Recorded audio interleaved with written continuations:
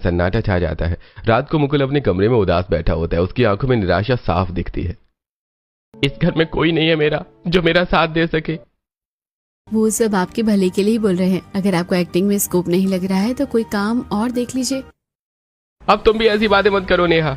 मैं तो बस आपके भले के लिए ही कह रही हूँ। अगले दिन दोपहर को मोहन जी बाहर से एक बड़ा सा सूटकेस लेकर घर के अंदर आते हैं। शिल्पा रसोई में पानी भर रही होती है, लेकिन उसकी नजर तुरंत सूटकेस पर चली जाती है। कमला जरा इधर आना। क्या हुआ जी, कोई खास बात है क्या? अरे मैंने अपनी गांव वाली जमीन बेच दी और ये कुछ पैसे आए हैं। चलो मेरे साथ, इन्हें लॉकर में रख देते हैं। शिल्पा चुपचाप रसोई के दरवाजे से उनकी बात सुन रही होती है। कितने पैसे हैं इसमें? पूरे 15 लाख रुपए है। अभी बच्चों को नहीं बताया, सोचा जब जरूरत पड़ेगी तब काम आएंगे। वैसे भी जमीन से कुछ खास फायदा नहीं हो रहा था, वो दोनों अपने बिजनेस में लगा लेंगे। दोनों जाते हैं। मंदिर के पास एक डिजिटल लॉकर होता है जिसमें घर के जरूरी कागजात और पैसे रखे जाते हैं। मोहन जी अपने फिंगरप्रिंट से लॉकर खोलते हैं और पैसे अंदर रख देते हैं। दरवाजे के पास खड़ी शिल्पा ये सब ध्यान से देख रही होती है। वाह, ये तो बहुत अच्छा मौका है। अब मजा आएगा ना, न रहेगा बांस न बजेगी बांसुरी। अब देखती हूँ मुकुल और उसकी गंवार बीवी को कैसे इस घर में रहते हैं। इनको तो मैं घर से निकाल कर रहूंगी। रात को पूरा घर गहरी नींद में सो रहा होता है। शिल्पा धीरे धीरे उठती है और दबे पांव सास ससुर के कमरे में जाती है।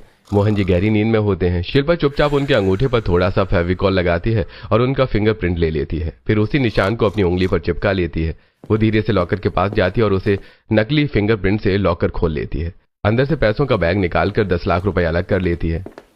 अब देखती हूँ कैसे तुम दोनों इस घर में टिकते हो। अगले दिन सुबह मोहन जी लॉकर चेक करने जाते हैं और अचानक चौंक जाते हैं। अरे कमला, इसमें से 10 लाख रुपए कहाँ गए? क्या? कल ही तो रखे थे। घर में हड़कंप मच जाता है और सब लोग लॉकर के पास इकट्ठा हो जाते हैं। हर जगह ढूंढा जाता है लेकिन पैसे नहीं मिलते। धीरे धीरे सबकी नजर मुकुल पर टिक जाती है। मुकुल भैया, आपको ही 10 लाख की जरूरत थी ना, कहीं आपने तो नहीं ले लिए?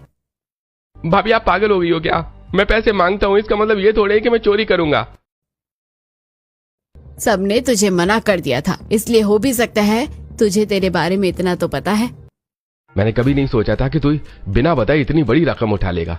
तूने हमारा भरोसा तोड़ दिया है। पापा भैया सही कह रहे हैं, उन्होंने कभी चोरी नहीं की, लेकिन ये नेहा, इसने ही भैया को भड़काया होगा। जब से आई है भैया का साथ दे रही है। यह लॉकर बिना मेरे फिंगरप्रिंट के खुल ही नहीं सकता और मेरे अलावा इसका तरीका सिर्फ मुकुल को ही पता है। पापा मैंने सच में कुछ नहीं किया।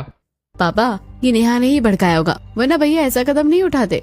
जब से ये कलमुही आई है ना, मेरे बेटे को सुधार पाई है ना कुछ कर पाई है। सोचा था जिम्मेदारी आएगी तो एक्टिंग का भूत उतर जाएगा,